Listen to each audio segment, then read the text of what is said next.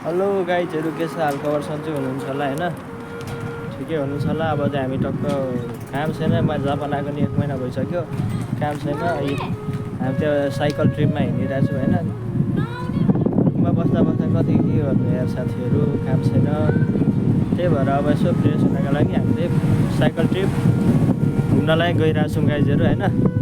त्यो मेरो साइकल चिप्सहरू किनेछु खानको लागि होइन गाइजहरू। अनि यो चाहिँ हामी चाहिँ अब यता पार्क छ, साकुरा पार्क भन्ने, यहाँनिर चाहिँ साकुरा फुलहरूको गार्डनहरू छ होइन।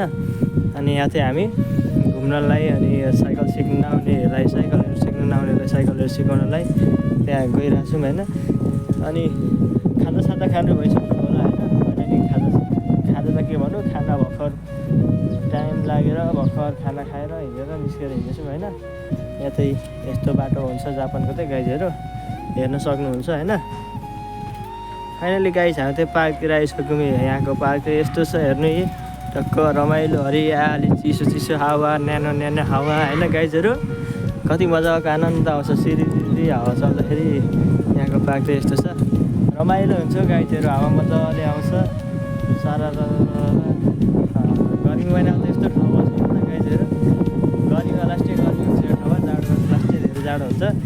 हेर्नुलाई यो म तपाईँहरूलाई पाहाडको यो मुनि त्यो खोला छ, यो खोला, यो चाहिँ अहिले साकुरा फुलहरू होइन, साकुरा सकिसक्यो।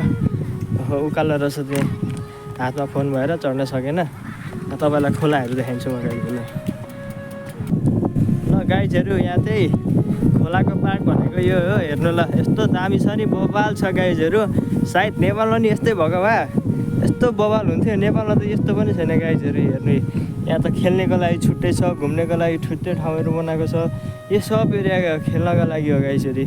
यो सब एरियामा चाहिँ गेमहरू, के गेमहरू हुन्छ, त्यो चाहिँ गेम अनुसारको ठाउँहरू छ। यहाँनिर जापानिजहरू चाहिँ यहाँनिर हकी बल खेलिरहेछन् होइन। यता चाहिँ फुटबल खेल्ने ठाउँहरू हो। यो सबै खेल्ने ठाउँहरू हो क्या, खोला साइडमा सब खेल्ने ठाउँहरू हो क्या। यो चाहिँ सब मान्छेहरू ठ्याक्क 5 बजेपछि यहाँनिर खेल्नको लागि भनेपछि सबैजना आउँछ कि। यस्तो होस् न ठाउँहरू भनेको त होइन, एकदम रमाइलो होस् होइन। टक्क खोलामा बसेर बेलुका यो ठाउँमा आनन्दले हावामा आनन्दले बस्न एकदम बवाल आउँछ के।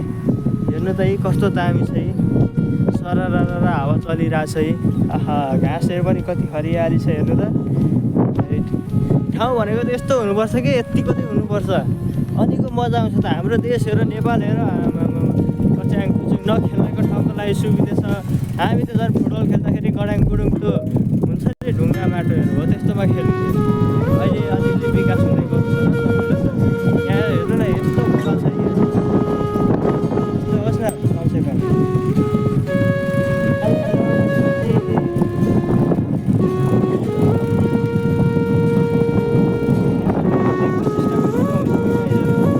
पछाडिको हानेर चिप्लेर लड्छ, अगाडिको हान्यो भने मजा लाग्छ।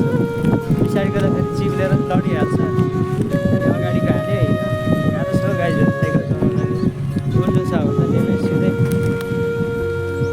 ल हेर्ने अरे स्टोरी अरे गाइजहरू। जापान भनेर आयो गाइजहरू है। जापान भनेपछि ट्याक्सतिर दिन जाने रहेछ। एउटा चिप्स खायो ट्याक्स, एउटा जे खायो ट्याक्स तिर्दा भिखारी हुँदो रहेछ क्या। अब बिस्तारै अब सबैको बिलहरू आउँछ, काम छैन होइन। बिस्तारै होस्टेल फी तिर्नुपर्ने छ, काम छैन। आएको 1 महिना भइसक्यो, केही काम गरेको छैन। ट्याक्स तिर्दै दिन जाने रहेछ कि गाइजहरू। नेपालमा त नेपाल जस्तो रमाइलो त कुनै देश पनि छैन होला सायद। अरू सब तर सबै ठाउँमा नियम आफ्नो हुन्छ होइन। नेपालमा त खासै नियम पनि नभएको होला, हामीलाई त्यस्तो लागेको। तर नेपाल सरकार भिखारी हुनु भनेकै त्यही त कारण हो क्या। नेपालले नि ट्याक्स त लिन्छ तर कम मात्रामा, तर फ्रिडम हुन्छ, सुविधाहरू हुन्छ।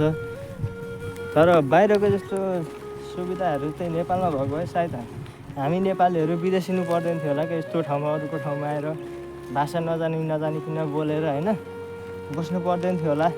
मेरो भनाइमा चाहिँ तपाईँहरू चाहिँ अब के सोच्नुहुन्छ कमेन्ट गर्नु होइन, के भन्न चाहनुहुन्छ यो कुरामा चाहिँ गाइजहरू होइन। हेर्नु त्यस्तो बवाल छ चौडीहरू। हेर्नु न, हाम्रो काठमाडौँको रङ्गशाला भन्दा नि रङ्गशाला त के यत्तिको छैन हौ, यत्तिको चौडी।